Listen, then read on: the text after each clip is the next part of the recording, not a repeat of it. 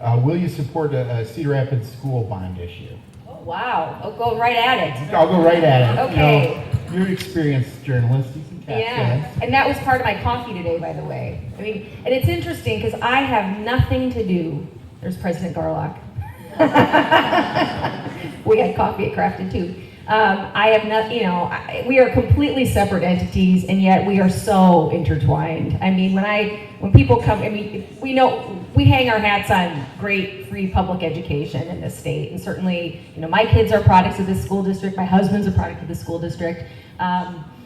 It's really important that we have amazing schools, and here's what I'll say about the bond. I am thrilled that the Board of Education and leadership under Dr. Grover decided to talk to citizens, talk to parents in the district, because as I mentioned, we have a community that actually likes to be a part of the conversation. Not every community is like that. Ours is actually like that. So I commend them for going out there and not just talking to people, but actually listening to them. And I believe that, and from what I've heard, is there will be some adjustments based on your feedback. And so under that, guys, I will just tell you, it has to pass. It has to pass. I will absolutely support the school bond. That being said, have I seen it yet? Have I seen the new proposal? I haven't seen it, but I firmly believe that for our schools to live up to the promise that we give our citizens, we have to, and it's not just about the facilities, by the way. It's not just about a building. It's a commitment to the growth of our community, that innovation I talked about. One of the things I'm most excited about is McKinley, and I know President Garlock and other city board of directors members are probably sick of me hearing about it. I'm one who actually said I don't want to talk about a Northeast Side school. I'm happy that's going there, but that school is going to be fine. If you ever hear me talk about the bond, it's going to talk about what we're doing to McKinley. And not only because my kids went to McKinley, but it's also about Roosevelt, because these are the kids who are here today. I know we got to worry about the future kids, but I'm worried about the kids in our core, and have been. I think that the council's fairly united in that too. We're mindful, our mission is very much aligned toward our city, but I also know the exponential impact you can have by investing in a neighborhood, in a school like McKinley. Improvements there will just net exponential dividends when you've got pride in the community and an acknowledgement that you're seen in that community. And not only are you seen, but we're going to put many millions of dollars toward you. I just think that we have the potential for the greatest impact there, and I'm all about great impact. So. All right. Yeah. I think this goes with your plan. That's what you have to say. I'm curious, the question here from the audience is there a senior center in the works? Oh gosh, that has been asked for years and years, and Pat Meyer and I actually, anybody know Pat? Is Pat here tonight? Pat. Pat gets around, Pat's getting it done. Pat and I had a meeting right when I became mayor and with city staff to try and figure out how do we communicate all the things that are already happening. While we may not have a physical building, how do we make sure that there's a place where people can find out about the things that are happening? And so staff got together and tried to figure out, and I think actually did fund mailers and things like that, and then connected with Four Oaks, the bridge. That became a location, still is in place where there's regular weekly events there. I think the other sort of compromise on the way to a dedicated facility is Horizons.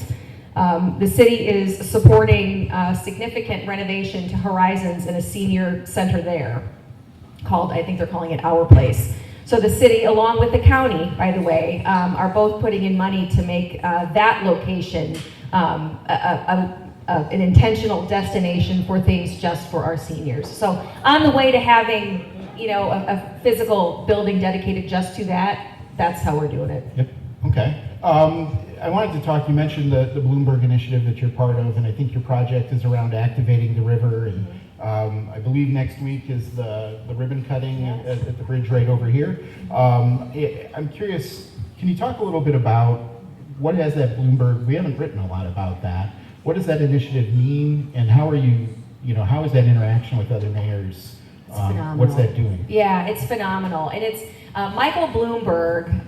If I could fangirl about anybody, it would be Michael Bloomberg, who really talk about servant leadership and putting your money where your mouth is. This guy is a mayor who happens to be a billionaire, so he understands the power of, first of all, he's extremely, he's conservative in how he spends his money. He spends his money for the greater good in very intentional ways. And he decided that he needed to grab a bunch of mayors and help us with what's considered oftentimes the extras in our communities. And Mayor Bloomberg was really big with arts and culture. So for me, anyway, this is the 8th cohort of the City Leadership Initiative. 38 mayors from around the world. We're actually one of the smallest. It's Denver, it's Philadelphia, it's Amsterdam. It's just incredible. But we choose a focus point that we work on all year, and we're able to leverage the resources of the Harvard Kennedy School, of Bloomberg. We're basically put in the front of the line for Bloomberg support. And then we work on, leadership initiatives all year long. A lot of case studies with the Harvard folks, but specifically I chose for my focus activating the river. And not just, we actually have river plans in our Envision CR plan, which is the kayaking on and off ramp there right in front of Pickle Palace, a canoe safari. My point in being a part of this program was the audacious idea. How do we actually become Cedar Rapids with rapids? I know, it's a crazy idea. But they are here for it. And not only is Bloomberg here for it, but city staff has been brought along for that. So they're helping us as it relates to all the steps that we need to do to make sure we're getting the proper input, make sure we're setting up a budget properly, which, by the way, is probably a 15-year plan. And we talk about the pace of play. I mean, these are bajillion-dollar projects. But how do we engage the public? How do we engage all the different funding sources, private partners? And they're helping us put that plan together. So it's a way to be audacious and to actually get it done. Mm-hmm. All right. I'll kind of go with the next question. We have several around the casino. And one of the questions, and maybe you can start with a quick update on the casino itself, but what percentage of the profit stays in the community? And what will you do to make sure that, there aren't the social issues, or that we're not, how will you support preventing problem gambling and those types of things? For sure. I think there's been an awareness from the very beginning of the opportunities and the challenges that come with any, a huge facility like that. You think about the impact of a venue like that in our downtown. It happens to be a casino, and it's going to bring a lot of people there. So there's going to be significant change socially, culturally, and otherwise to our downtown. So our law enforcement's been a part of that conversation from the very beginning. Social services have been a part of that conversation. The casino is really stands out for a way, this particular developer, is because they are contributing $6 million back every year to our nonprofits. And in this climate, that's not insignificant, and that will be for what we consider the extras, and it also will be for some of those some of the potential challenges that we find too. I think one of the other unique aspects of this particular developer is the focus on local, and understanding that we don't want to just bring in a bunch of national chains inside that facility. They will be, Zach Johnson is going to have a sports bar in there. I believe they're talking to another local small business owner here to be in there. In their other properties, and they are going to do it here too, where they have a point system where you earn points if you're at the casino, and then those are able to be utilized out with other establishments in town, free of charge to the establishments. Transportation, like a trolley, they're planning a trolley, just to make sure that they aren't on an island over there and they actually are a part of the community. And that is really important. I will also, as a side note, add, I grew up in the Quad Cities. I grew up in Bettendorf, pre and post vote. So I can tell you, all these conversations happened back at Bettendorf. I was talking to my dad about it not long ago. He remembers these exact conversations taking place there, and then what actually happened in Bettendorf, and it was tremendous. The shot in the arm it was to the community, to our schools. It was just, it had a huge impact in a really positive way. None of it, happens on accident. You have to be mindful of, as I said, the challenges that can come too. But a net, it was tremendous for that community. And I'm really hopeful that we get to see all that here too. All right, I will get you off the stage in a minute, so your time will be, you can do something else. Yep. But I am curious, what's the weirdest thing you've learned about the city in your time as mayor? The weirdest? Is there, oh gosh. have you job shadowed somebody, learned something weird? Never underestimate the public. I could share some I didn't interesting expect that to go there. photos. Oh yeah. I'll say one of the coolest things about our community, I touched on it just briefly. I'm not sure people realize how international we are. I mean, I had somebody reach out to me this week from the Marshall Islands.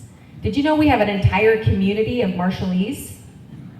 I literally Googled Marshallese because I'm like, am I being punked? We have a community from the Marshall Islands in Cedar Rapids that wants to know how they can engage in our community. I mean, you go to Hoover Elementary and it's like, a meeting of the UN. And I'm just not sure people realize that here. It's not just, certainly we have Czech Village and we have this really rich embedded history from, the Czech and Slovak republics. But if you want to go to another world, literally, go to the African market on 16th Avenue Southwest. I mean, you walk in and it smells different, it looks different. The shoppers, are different. It is literally like you are transported. Same with the Asian market next to Phong Lan or Vital over on the west side too. I mean, we could do, a weekend market grocery tour that would rival any that you would do in Chicago here in our community. And I'm just not sure people are aware of that. We have like 40 plus multinational companies here. So yes, the near future is going to be very interesting as it relates to all of those companies. We're keeping an eye on that too, just so you know. But I hope everybody here understands that. I mean, how uniquely colorful we are and how international we are here in Cedar Rapids. All right, well, I will leave it there. I appreciate your taking time with us today. I'm going to step aside and we're going to move a table here. So, all right, thanks everybody. We're going to go ahead and get going with the familiar part of the show. We're going to kick off our national segment up until intermission. And I'd like to welcome the panel, the traditional panel. Tonight we have Althea Cole, Gazette columnist. Tom Barton, the Deputy Des Moines Bureau Chief. And Todd Dorman, our Insights and Opinion Editor. And Tom. All right, it is a fast-paced time that we are in indeed. There's been a lot happening. And I'm curious, we've been, tariffs have been the word of the week. There's been a lot happening there. And the economic indicators are still showing recession is possible. What do you make of the on-again, off-again nature of the tariffs? What impacts do you kind of look at? And how do you see the ultimate goals of the idea of the tariffs in the first place? Will they achieve what they're intended to do?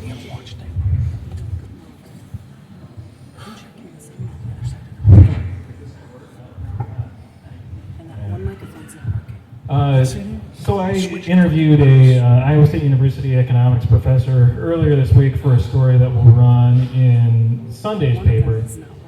And I should note that I interviewed him on Monday before the president made his abrupt tariff reversal and put a 90-day pause on the reciprocal tariffs. However, it's important to note that the baseline 10% tariff on global imports is still in place, is still in effect.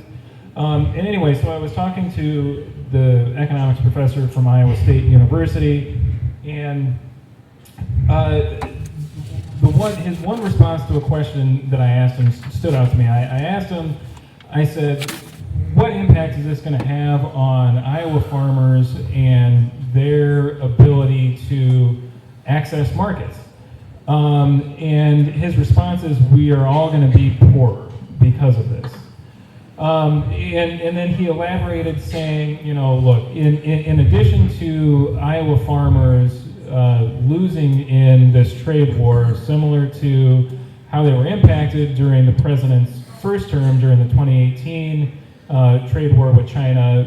We saw more than $27 billion loss in agricultural exports, which prompted the USDA to issue about $23 million in payments to farmers. But one of the biggest losers in that were soybean farmers, including Iowa soybean farmers, who haven't recovered the market share that they lost. China, as a result of that, ended up turning to Brazil and other markets and getting soybeans from there, and is already making moves to get agricultural exports or agricultural products from Brazil and other markets. And all that's going to do is that's going to further depress commodity prices at a time when we have a soft Iowa ag economy.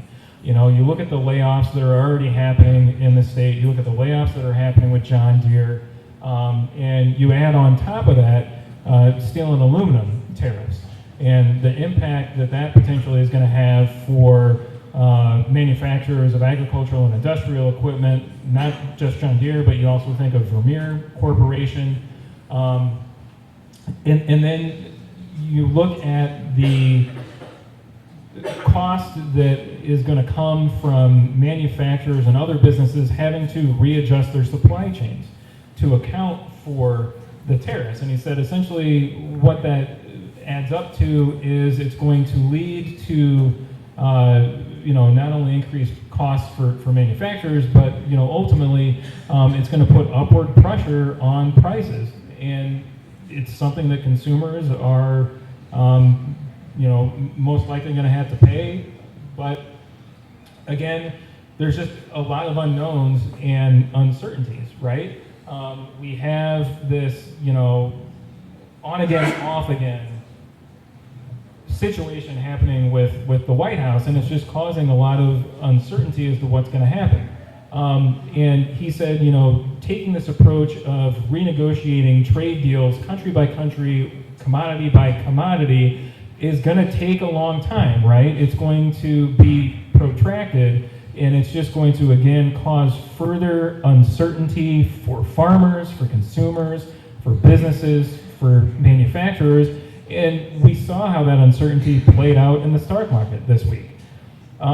Yes, U.S. Stock markets, global stock markets, had a rally. What was it, yesterday? Everything is happening so fast that I can't remember what day it is. Time is a flat circle. Anyway, and yes, so they rallied, right? They surged yesterday. Up 9-10%, one of their biggest gains since World War II. But then you look at what happened today, right? And it's that yo-yoing. And so he said that he kind of said that if there is going to be a recession, and he thought that there is a strong likelihood that there will be, that it's going to be more of a ag recession. And he said, kind of the last time we saw an ag recession, you think back to the early 80s and what happened with the farm crisis and the impacts to Iowa. And so his worry is that if there is going to be a recession, that there's going to be kind of more pronounced impact to Iowa because of that.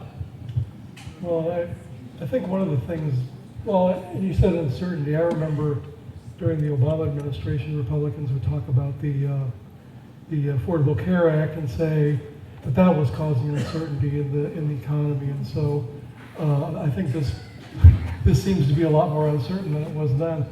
But I guess the 30,000-foot view is that after World War II, we had this sort of network of alliances. We had free trade that was encouraged. Sometimes we even ran trade deficits with countries because we knew it would be a down payment on them growing, and that would mean, peace and prosperity. That's what we were trying to do with NATO and free trade and all of these, structures that we built after World War II. Now President Trump appears to be trying to sort of break that up. It's going to be a completely different sort of world paradigm, or a different kind of, we're going to be organized economically and militarily in different ways. And I think that not all of that is, a lot of that's not good, because you've seen the uncertainty, and you know, if countries are hurt by this, that's gonna, you know, it's gonna raise the possibility of unrest. You've got climate change that is also gonna exacerbate problems in countries with drought and other effects that will cause destabilize a lot of countries. So yeah, I mean, it wasn't, post-World War II wasn't all peaches and rainbows, but if you look at the first half of the 20th century, it was a lot better than that. 2 world wars and a Great Depression. So I think that we're throwing that on the scrap heap in a way that is, we're being too cavalier with what the benefits were. And I know that people that, you know, work for the president, they feel a lot differently about this. You know, Project 2025 outlined a lot of ways that, you know, we were gonna sort of break alliances and trade deals and all of this for the greater good of our golden age, and the rest of the world can, you know, pound sand. So, yeah, I think we should be a lot more careful, but this is not a careful president. One thing I hope that we get out of the whole tariff fiasco, and I don't like tariffs. I, you know, tend to be a free trade gal. I had somebody email me a couple days ago, Althea, why don't you write about tariffs with all of the tariff stuff going on? And, you know, to Tom's point about not remembering what day it is, I didn't say this to the person, but truth is, I'm always afraid that I'll write something about something that changes so quickly, and then by the time I actually print, I'm, you know, totally moot, for lack of a better term. But anyway, I hope that we kind of check China on this. If we have to go through this, and you know, we are right now, is to really kind of put the clamp down on China. As much as I am a free trade, free market person, I think anybody, even the most ardent supporter of free trade, will acknowledge that China plays dirty when it comes to trade and their place in the world. They steal intellectual property all the time. They really don't have a justice system worth a hoot as far as keeping their own economic interests in check. And all of this is not just about China emerging as a global economic power, it's also about China becoming a global political power. And that is something in which the United States must be exceedingly invested, along with the rest of the world. So, go ahead. Sorry, I was just going to jump in on, to your point about China. One of the things that was mentioned by the Iowa State economic professor, was, you know, a concern that this gives China another opening to forge alliances with U.S. allies and forge agreements and trade partnerships with South Korea, Japan, and you know, that if they do that, you know, are they going to be willing to kind of go along with the United States or help the United States to put pressure on China to crack down on, like, for example, he mentioned cracking down on technology, what's the word I'm looking for? Theft of intellectual property? Thank you. That with these tariffs on U.S. allies, with these tariffs on Japan, Vietnam, South Korea, etc., and given that Trump in his first term walked away from the Asian Pacific trade deal that excluded China, that now there's an opening for China to draw up these trade alliances and build stronger trading relationships, just, I guess, stronger relationships in general with U.S. allies in the Pacific, and that's going to make it even harder for the U.S. to try and build international support against China to kind of put it in check. Yeah, I mean, that would have been a stronger play if we gathered our friends and went after China on intellectual property. There would have been some strength in numbers, but now we're in this bilateral fight, and, you know, China's going to take advantage of it, as you suggest, and you know, it's difficult to know how this ends well, because you may get some concessions out of China, but they're not in any mood to, say, okay, you got us, we're going to stop copying your intellectual property and we're going to have free elections. I mean, that's probably not going to happen. So I wanted to ask, switching gears a little bit, in the past few weeks we've seen footage of tense town hall meetings for both parties. Folks showing up with difficult questions, frustrations, and there's been some advising, not to do these town hall meetings. Do you think that's an effective strategy, or do you think that that's something that's going to, just fan frustrations further?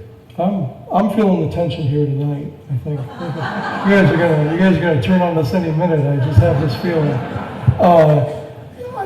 It depends on what your goal is. If your goal is to not have video or photos of you out there getting, harangued by your constituents, if appearances are the main thing you're worried about, then yeah, don't hold town halls.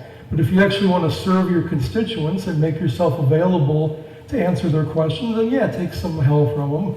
I mean, I think part of the job is having a town hall meeting. I mean, there's worse things than being, yelled at. I get yelled at on the phone occasionally, but it's not in person, which makes it a little easier to take. But yeah, I think you just keep doing them, and and your opposition risks, and I mean, Althea's written about this, risks overplaying and looking, like they're bullies on the poor congressperson. So I think they need to do them, but I would make a lousy member of Congress and a lousy campaign manager and all that. I would just add, I think Iowa Senator Chuck Grassley showed how you do it, right? He's still having public town halls. I went to his public town hall in New Hampton. It was Hampton. Hampton, thank you, not New Hampton, Hampton. Hampton. I don't know where I am right now. Anyway, he showed how you effectively do that. He did the town hall. People were definitely amped up. They were angry. They were frustrated. It got a little heated, but he remained poised. He remained calm. He let people have their say. He let them ask their question. He didn't cut people off. He didn't get defensive, right? He addressed everyone directly,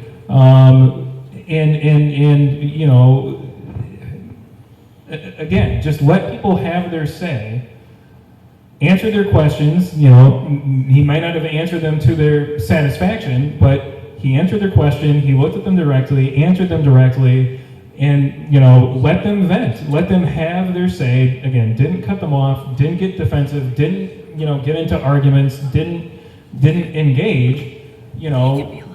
Treated them with respect. Recognize that it's a heated political environment right now. Recognize that there's a lot of anger, a lot of frustration, again, and a lot of questions about what's going on with the Trump administration and things happening at the federal level. But he didn't shy away from it. He knew what it was going to be. He gave people that opportunity, and I guess you can argue whether or not they treated him with respect, but I mean, they did jeer him. There were interjections and shouting, but there were also speakers that said, thank you for being here, thank you for taking the time, thank you for taking our questions, we appreciate this. And so I think he kind of gives a roadmap for how you can do this.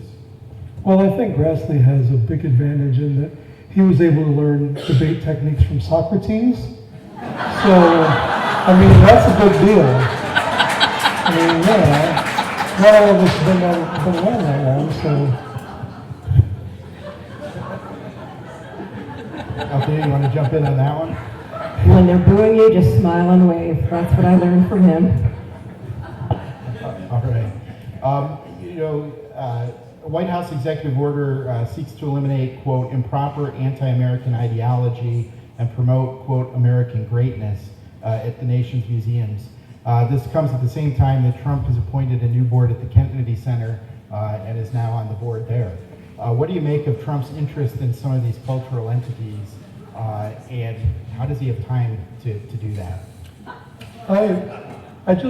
I love how there's like two tracks of thinking among some conservatives, that we are this powerful, screaming eagle nation. We're gonna rain hellfire down on you, and we're not gonna, America first and all that. And then, there's an exhibition about, Jim Crow. Yeah, we need to get rid of that because it's gonna bring the country down. I mean, why would a strong country be afraid of its history or afraid of talking about it? I mean, this is the kind of, yeah. I mean, it's the worst. It's some of the worst stuff because it's just. This is the kind of stuff that autocrats do. The Soviets really were into sanitizing history. People would just disappear from history because they disappeared in life.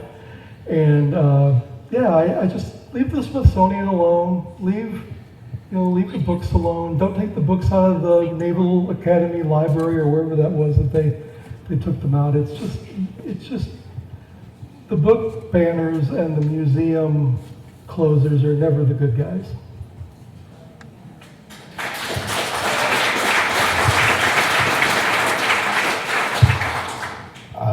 Kind of jumping gears a little bit, we got to move fast in this national segment, but this week the political arm of the U.S. House Democrats announced Tuesday it considers Iowa's first, second, and third districts, quote, in play for the midterm elections, and that the organization is going to put resources there.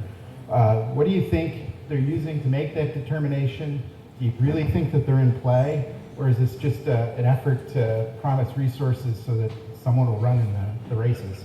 Well, I think they're using the press release from 2 years ago. I think they're recycling, which is nice, because that's basically what they said last time, and it didn't work out that way. So shameless plug for the On Iowa Politics podcast. We talked about this when we recorded it today. It comes out tomorrow. I was slightly surprised. I don't think anybody was surprised to see Iowa's first and third congressional districts on there, right? These were close races. This most recent cycle in 2024, the Republican incumbent in the first district, Marionette Miller Meeks, won by about 800 votes against the Democrat Christina Bohannon from Iowa City. It was an extremely close race. Was it the closest race that cycle? It would have been one of the closest probably races that cycle. In the third congressional district in central Iowa, Republican incumbent Zach Nunn had a fairly close race with Lanon Bacam, and just the way that just when you look at those districts and you look at the voter breakdowns, there isn't a clear advantage there for either side, right? Compared to when you look at western Iowa in the fourth congressional district. And you add on top of that the current political climate, right? And what's going on with tariffs, with Elon Musk in the Department of Government Efficiency and federal funding cuts and workforce, the federal workforce being slashed, and numerous executive orders that are being challenged in courts, et cetera, mass deportations, et cetera, et cetera. And I mean, that sets the stage, right, for another really competitive election cycle where Democrats are hoping that, Republican incumbents are going to be incredibly vulnerable, right? They want to tie them to Trump's agenda that they feel is becoming incredibly unpopular. We talked about the protests and the town halls, et cetera. So anyway, that wasn't surprising. I was slightly surprised to see Iowa's second congressional district included on that list. The Republican incumbent is Ashley Hinson of Marion, represents this area. It was surprising to see that included because she didn't have a competitive race this last time. You had a relatively unknown Democrat who ran against her without any support from state or national Democrats, who ended up losing by 15 and a half points, something like that. Just was not a competitive race. And Republicans have a very slight advantage in terms of registered voters in the district. However, the district is, more purple. While Republicans have a slight advantage, it's still kind of roughly a third, right? A third Republican, a third Democrat, a third no party. And so I think this is a message of House Democrats, feeling that they're hoping, I think, that this is going to be more like the 2018 midterms, right? The first midterm in Trump's presidency. And you look at how those elections went, right? And I think that they're hoping and betting that Ashley Hinson's ties to Doge, being part of the Doge caucus in the House, her support for the president and his agenda, her support for spending cuts to pay for tax cuts, and voting for the budget framework that the House just passed, today, that's going to end up being a political liability for her. But you go back to the 2022 election cycle, and House Democrats got involved in that, right? The DNC got involved and backed Liz Mathis, a well-known Democrat and former state lawmaker who did not end up doing well. So I don't know. I think the second district is, I guess, a little bit more questionable for me if I'm a Democrat than the first and third.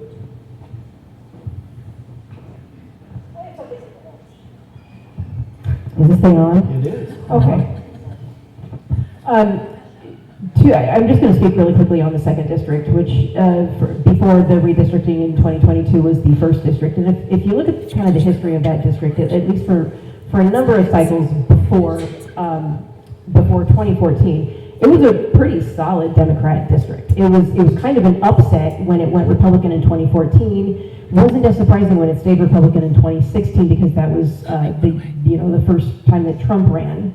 And then it fell quite immediately in 2018 during that blue wave, the first Trump midterms, when Rod Blum was defeated by Abby Finkenauer.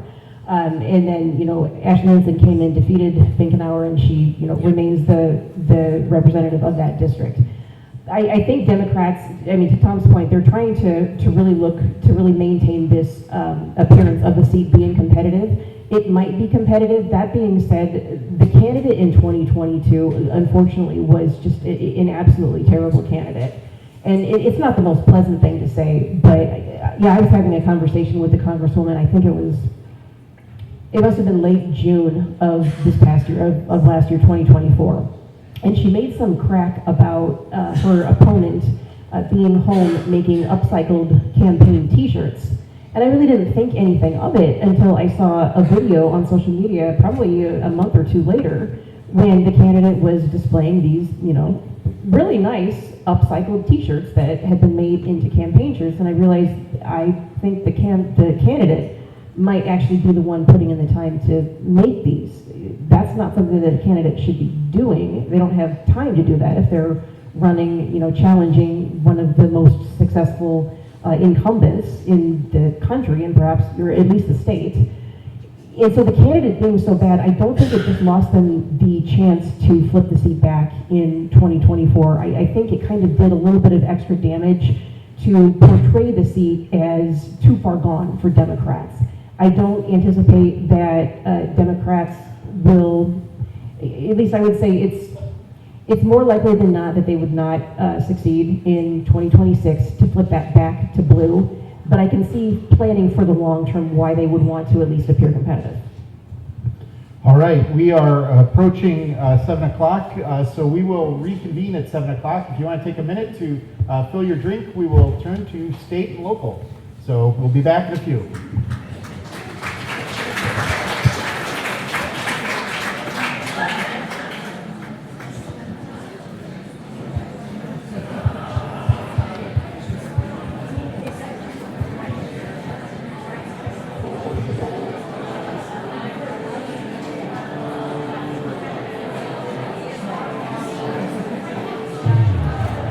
So I turned muted 3 because he's tapping the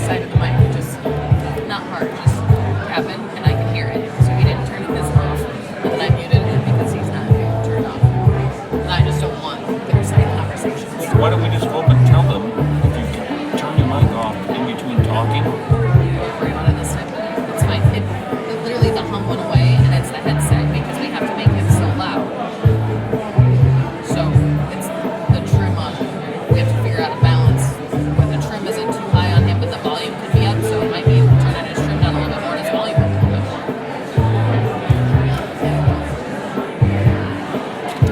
Otherwise, the other microphones don't pick it up. They're designed not to. And his mic isn't picking anything up. The trim's turned off.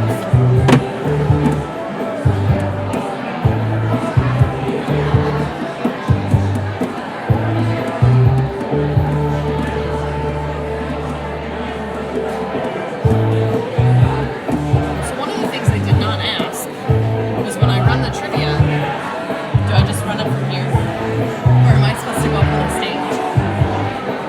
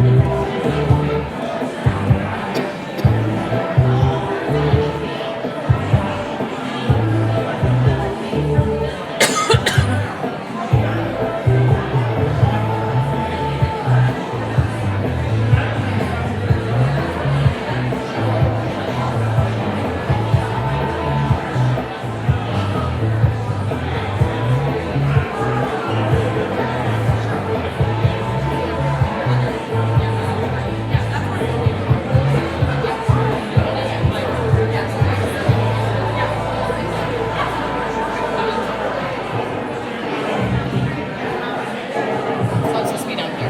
What? I'm supposed to be down here. They want it to feel more like we're running it from here, not up there. Which is fine.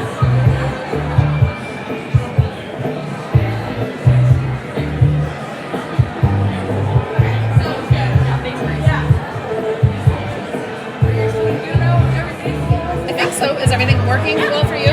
Okay. Anything that we need to adjust or change? I think it's okay. So, next time, Yeah.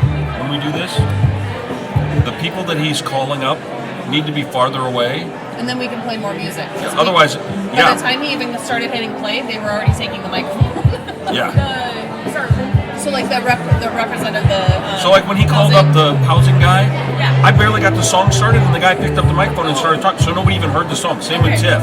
Okay. When Tiff came up, I wasn't, Because they were right there ready to go, which is fine because they're not used to having music intro. Yeah, definitely. Okay, So- that sounds good. I mean, unless we just don't want to do the music intro, but if we want to do the music intro, we need to have them farther away. Okay, Or sounds good. or have them like do a 30-second count. Yeah, okay, that sounds good. I'll keep that in the notes for the next room. Yeah, that sounds good. And I don't care either way. I just Definitely, that way we're both. Yeah, he seemed to want them and he liked the songs that I had picked out, yeah, but then they didn't get to happen because there wasn't enough time. okay, good to know.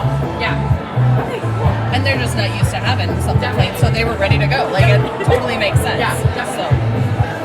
Cool, well thanks guys. Yeah, I'll absolutely. definitely write that in the script for next time. No problem. Thanks guys.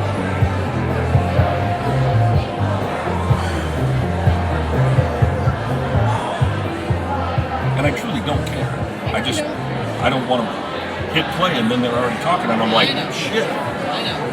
You need to try not to be so upset right away. Like you get hot immediately, and it shows on your voice and on your face. And you need to be more political. Be like, so that didn't Am I work. running for office? Do you want to get booked by our company? Are you telling me I should run for office?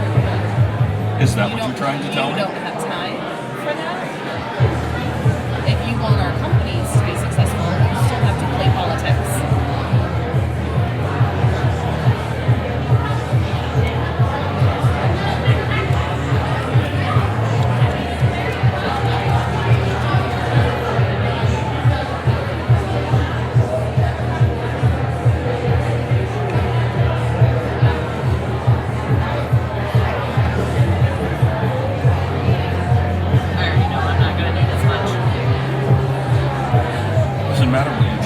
You're smart enough to do this with the fucking I know. mouth. But I'm used to holding it close when I'm talking, so I don't want it overly loud when I'm talking. I'd rather start off quieter and let you be able to make me louder than start off too loud. The more I read through this, the more I feel like there isn't any way for us to have any banter. No. Not this time. If we switch it up at some point, and it might be next year before it gets switched up, and then when we're at pre-screen, we can do name that too because they'll have tables.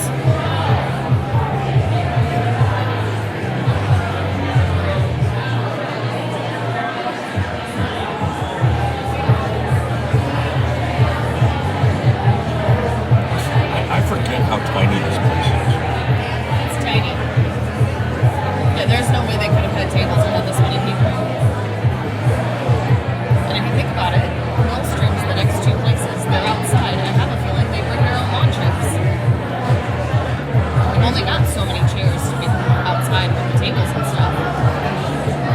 So I feel like people bring their own lawn chairs, and then the other place is where we do name that too, the big room. Right. Again, not that big. So if we're up, if they bring us to Price Creek, they can be bigger. They can sell more tickets. You think they sell tickets to this? 100% they do. I have no fucking It's idea. like $5 to get in. It's not No much. idea. No idea. Yeah. If you actually do the research and look at the shit on the website when you say you're going to be involved in something, it works out a little bit better. I mean, I did look into it. I just didn't see that. I skim shit. I look for the highlights. I look for the important things. You miss the important things then. And the questions that he's been asking, they're not in this. So then I'm just like, what the hell? No, we weren't needing those questions. This trivia was what we were needing. Yeah, but he talks about stuff, and then... I mean, that stuff was in there, but the stuff that he started with them... Because they just did this national politics, that's it. And then they're going to do local state politics. And then us. Gotcha. So there's no notes about that at all. Well, the guy on the left, he can't seem to differentiate national from state. Yeah. And he's trying hard to play the middle, but it's clear that he's to the left. Yeah, and I think Supposedly the girl is more to the right, and she doesn't seem like she is a whole lot. and I don't remember which one's which. All right, everybody, we're going to get going again Now it's here. working.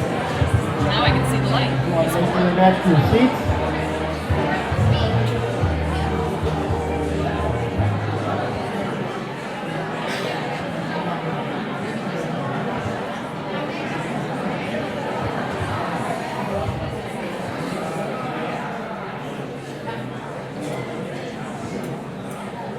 Sound is good tonight. Last time we had this, it sucked. Big time. Well, I'm All glad right, we can well, we're help going to out. turn to state politics now, state and local in this segment, and there's a lot going on at the State House as well. So we've made it past the second funnel, and this is the part of the season where we turn to budget. And so, this is the question that I have. It kind of goes into the single party control. How big of a discussion do you expect on the budget as we come into this kind of final weeks of the legislative session? And what do you make of the idea of using the reserve funds versus Democrats who are concerned and consider that an irresponsible use to fund recurring costs with one-time money?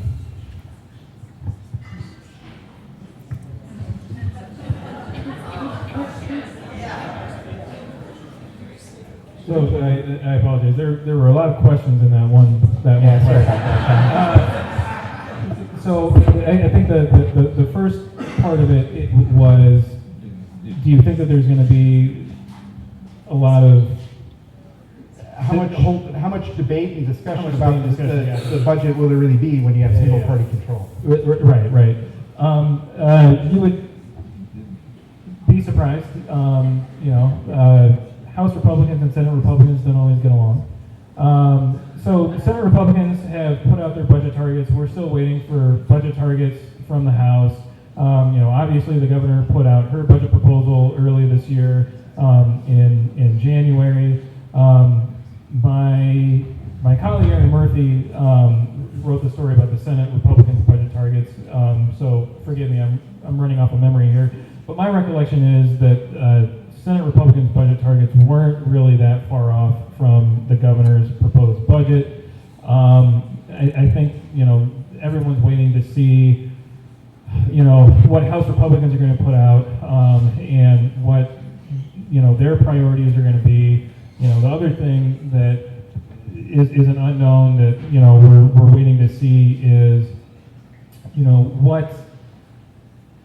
what amendments get tacked on to budget bills. So you've seen House Republicans pass a lot of bills this session, and bills that are not getting traction in the Senate. Senate Republicans kind of take the view that the less we do, the better. The less bills we pass, the better. The less that we add to code clutter, etc., the better. And so House Republicans are a little frustrated right now with Senate Republicans not moving some of their priority bills, particularly when you look at their bills related to carbon capture pipelines and eminent domain. And there are some other priorities of the House Republican caucus that haven't gotten traction in the Senate. And so the big question is, how much of a fight are House Republicans going to put up over that, and what are they going to try and tack on to maybe some of these budget bills?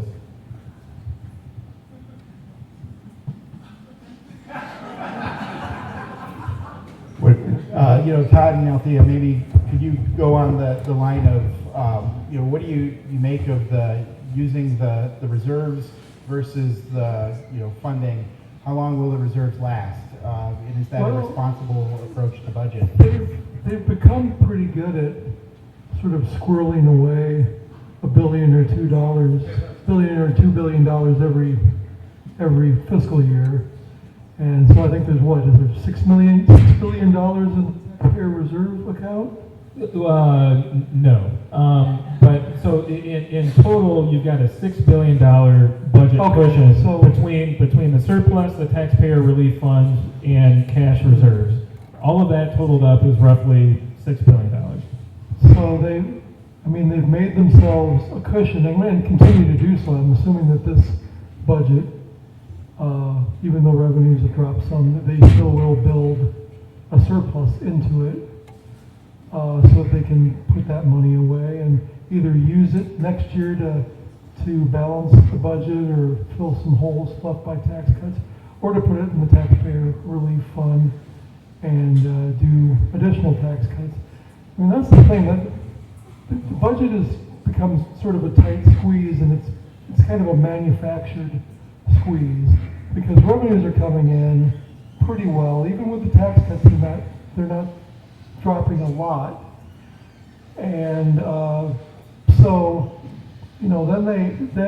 but you don't have as much money to spend on education, higher education, public health, mental health, all of those things I wouldn't say are their priorities.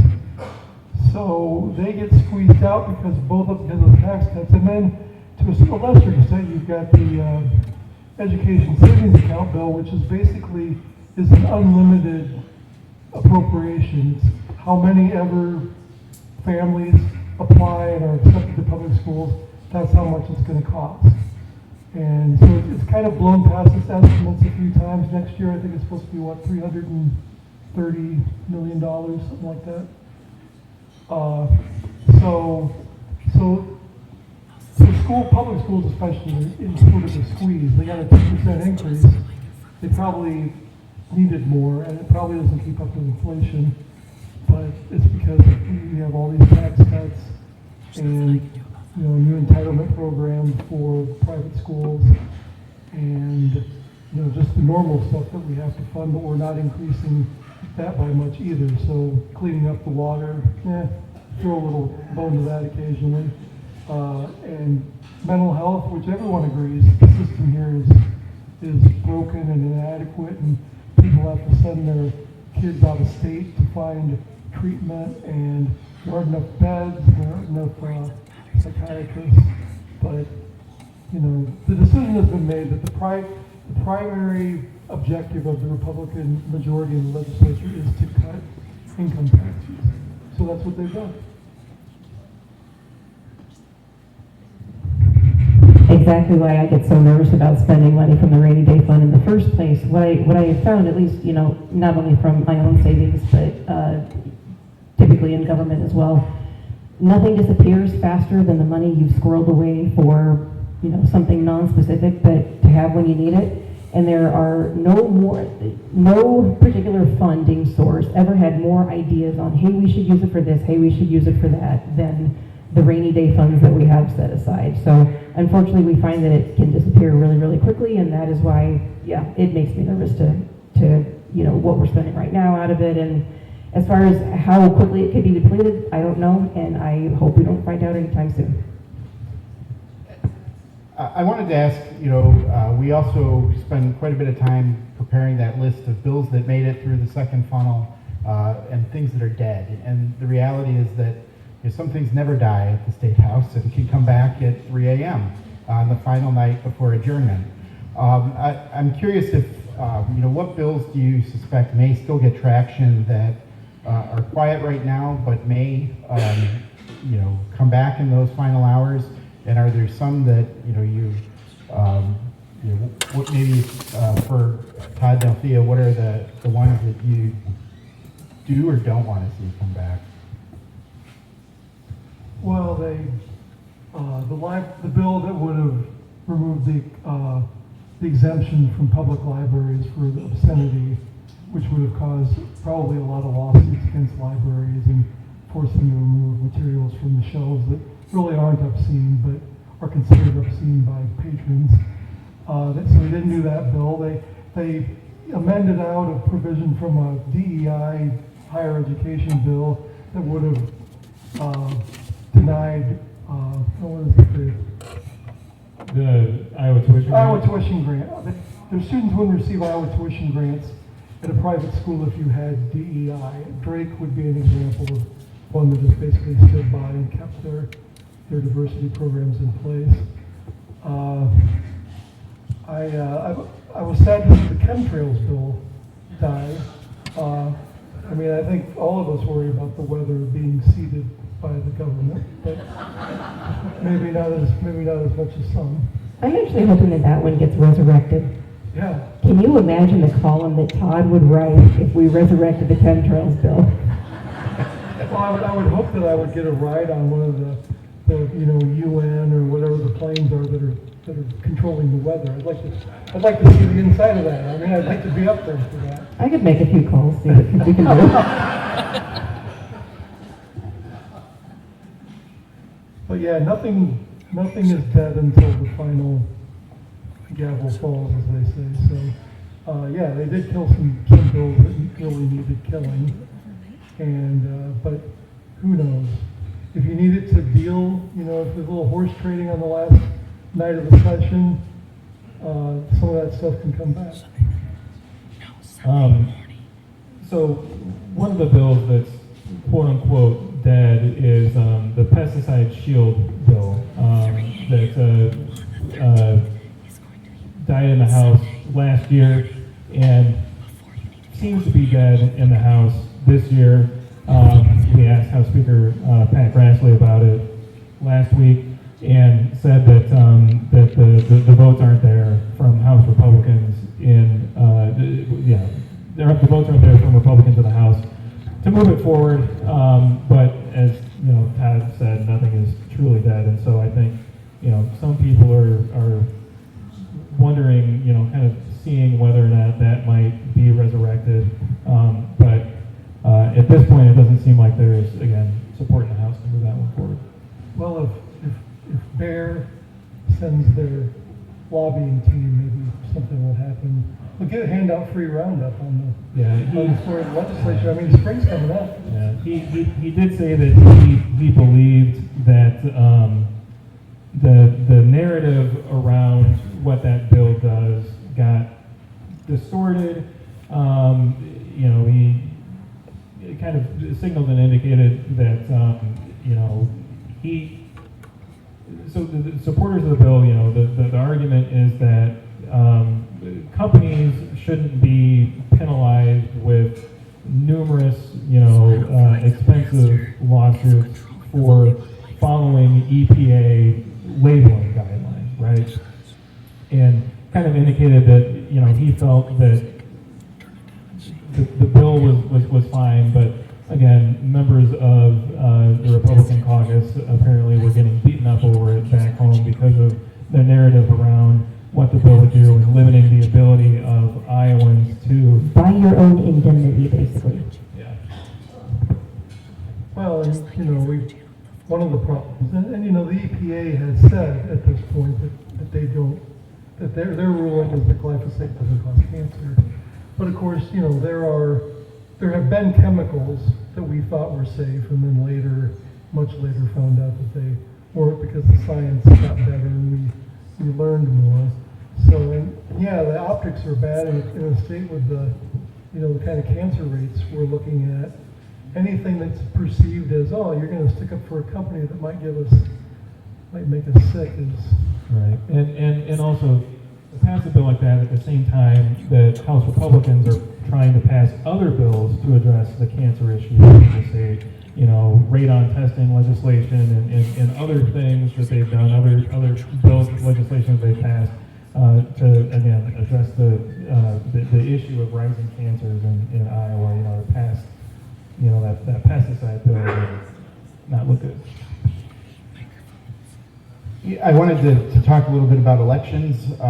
It's a topic that comes up a lot here. A bill giving election officials more tools to question voters in Iowa about their citizenship, ban on ranked choice voting, and who qualifies as a major political party.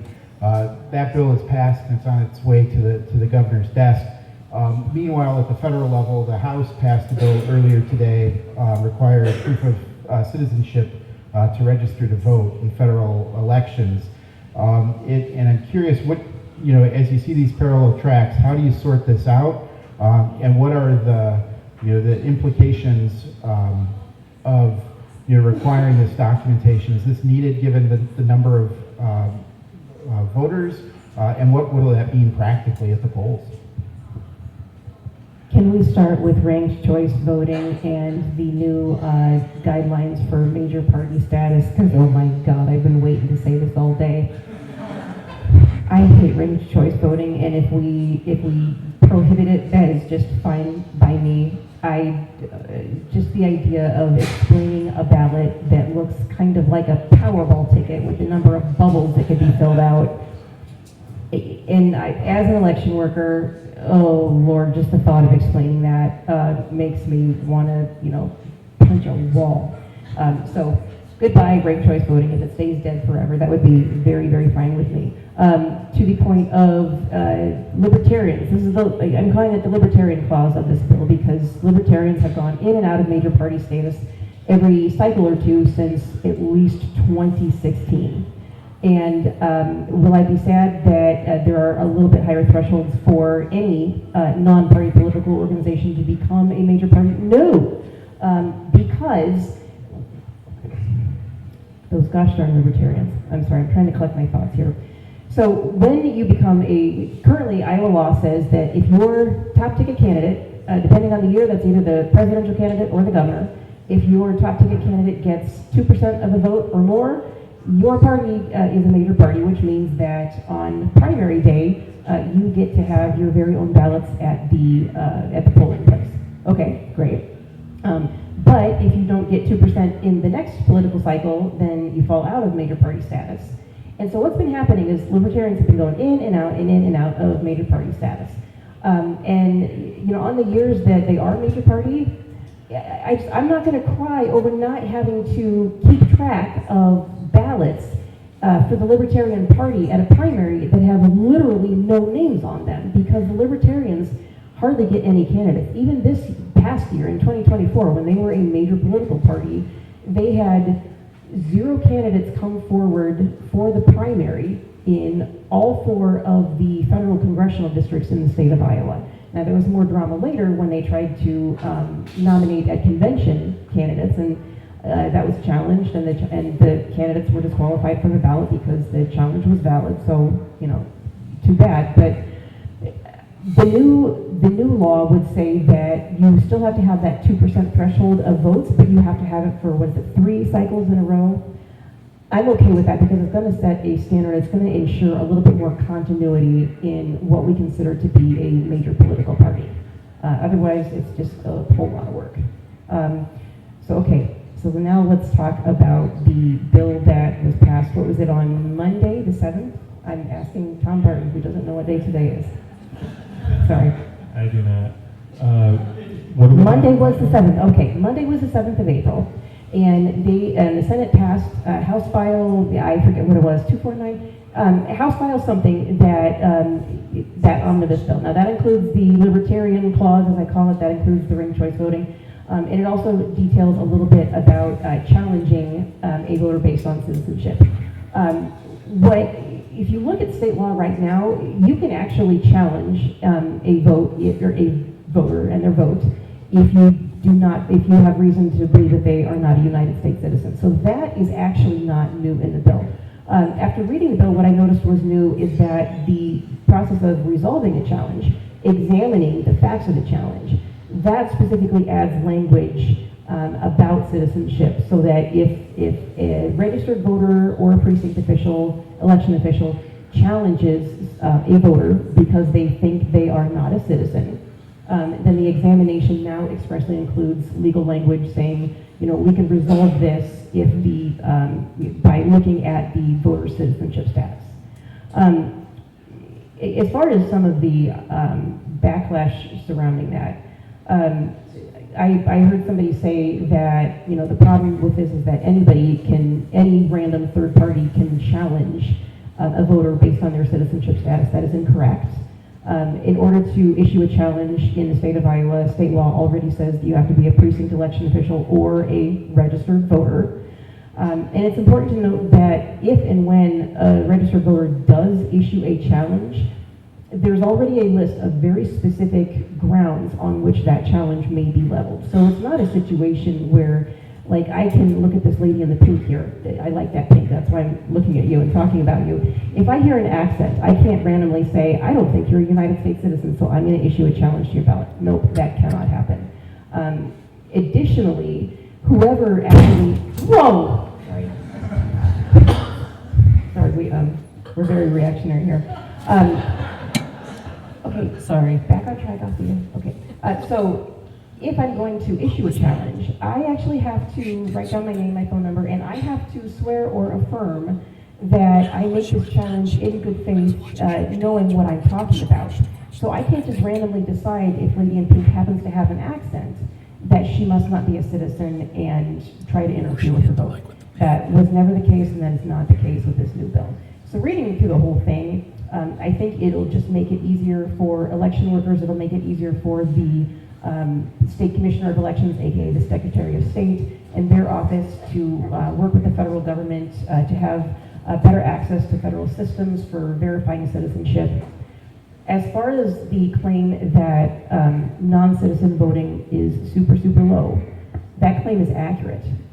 But it still stands that after everything was said and done, 40 people were noticed in the statewide voter database as being registered to vote, despite the fact that they are not U.S. citizens, and 35 of them voted in the 2024 election. Comparatively speaking, it is a very small number. It is still too many. And the one uncomfortable question, which this is a rhetorical question, I hope, is how many improper votes are you okay with? Because in the state of Iowa, we have seen that a federal congressional race can be decided by as few as 6 votes. We have seen around the country that a race that determines party control of a legislative chamber in a particular state can be decided by drawing names out of a hat because the race is so close. In 2017, in the state of Virginia, there was a state race that was decided by one vote, then that went to court, and they decided, oh, this is a perfectly tied race. And so they drew names out of a hat. That race actually determined, the outcome of that race, I should say, determined whether or not the majority party lost control of the chamber or whether they held onto it by one vote.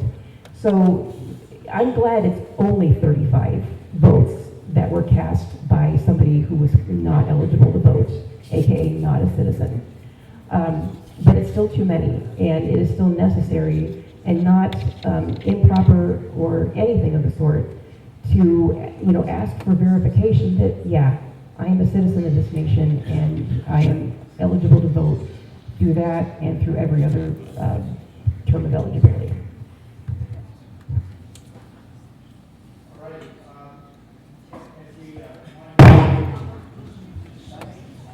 That's his mic.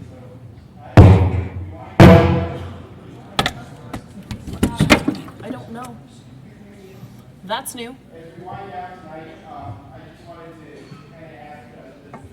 It's not even on.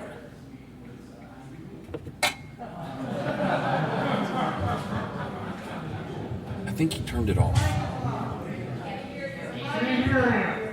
Here, We're talking about noodling, folks. Does anybody know what noodling is? I did not until I looked it up on my work computer, and boy, was I a little bit worried to do that, not knowing what noodling is. Doesn't count if you reach into the freezer at the grocery store and grab a catfish. I mean, I've done that, but I haven't done noodling. That is actually a great question. Does it specify that the fish have to first be alive and swimming in a stream in the state of Iowa? It's a loophole. I think reaching into the fridge is the best noodling that I do. It is on. As we wind down tonight, we're going to close tonight with some trivia. And this is new, but I'm going to hand it over to my friends at Star Entertainment to kind of go through tonight's trivia question, which you can play along. Good evening, everybody. I'm going to turn myself up here just a little bit. All righty. Good evening. Thanks so much for being here today. We are Star Entertainment, and we are excited to be part of this Pints and Politics. This is our first time being here. And joining all of you at all of the upcoming 2025 Pints and Politics. So we'll be here all year. We will be hosting trivia for tonight. And to make it even more engaging, we're introducing an interactive element. So you can take part in the trivia if you want to join in. So up on the screen, you will see there's a QR code. If you have a smartphone, you can either scan that QR code. There are also some QR codes around the room, I believe, at the tables. Or you can open your internet browser and go to www.pigeonhole, pigeonhole.at.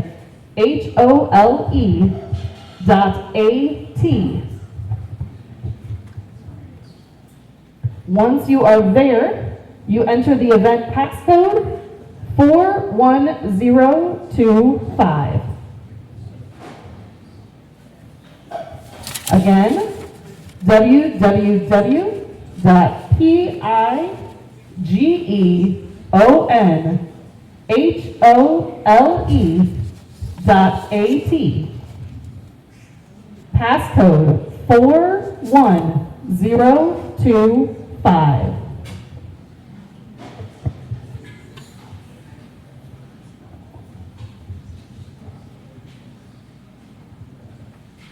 All right, does anybody still trying to get in, not working for you? I don't want to move on unless everybody's ready.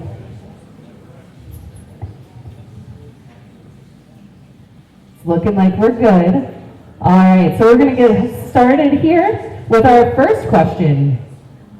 Earlier this week, the Iowa Senate voted to lower the minimum age to own handguns. That vote and the House's earlier approval means the bill has made it to the Iowa Governor Kim Reynolds' desk. How many other states allow people under the age of 21 to purchase handguns?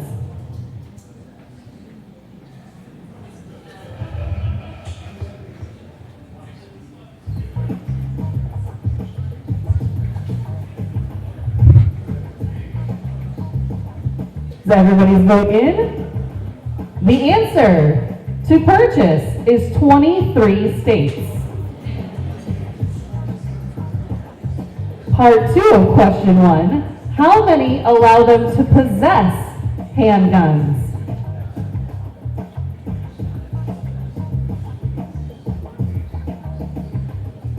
Answer, possess is 32. Vermont is currently the youngest, which sets the age at 16. Question number 2. One Republican senator joined Democrats this week in voting against a 2% increase in state education funding for schools, saying the increase is insufficient. Who were they?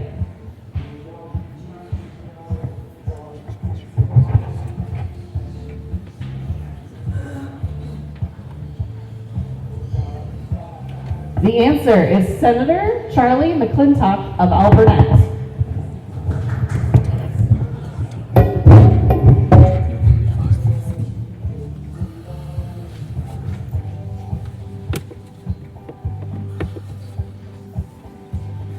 All right. Are we ready for question 3? A Dallas-based biotech company this week introduced this species of wolf, which died out about 12,500 years ago, saying it lives again as the world's first successful de-extincted animal. What is the species of wolf called?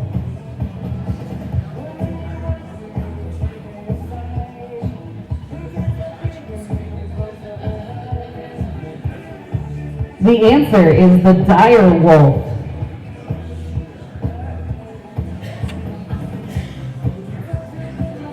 Question number 4. Cory Booker broke the record for longest continuous speech last week, speaking for 25 hours. The longest speech under Iowa's Golden Dome isn't a record easy to find. So who was the longest serving Iowa legislator? Who was the longest serving Iowa legislator, and how many years did they serve?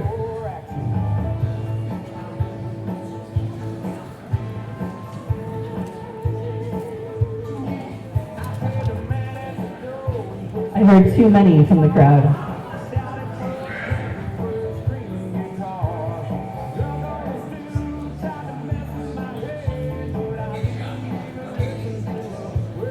Raleigh Horn of Cedar Rapids.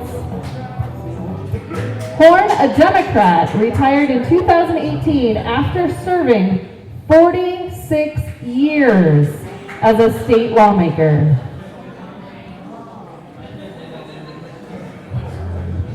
Question number 5. We were joined tonight by Mayor Tiffany O'Donnell, who is nearing the end of her first term as mayor. She will have been on council when the largest building permits in city history are issued. Who was the Cedar Rapids mayor that served from 1969 to 1992?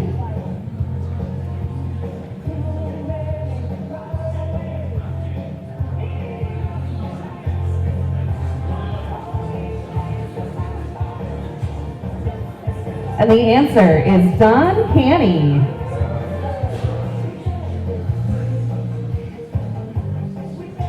And for our 6th and final trivia question, what will grace the skies this weekend?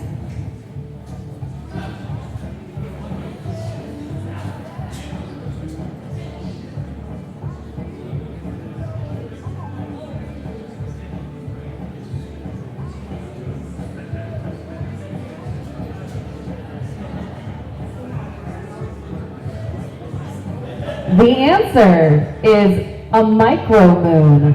The full moon for April is set to rise when the celestial body is at its farthest point from Earth, about 251,000 miles away, according to NASA.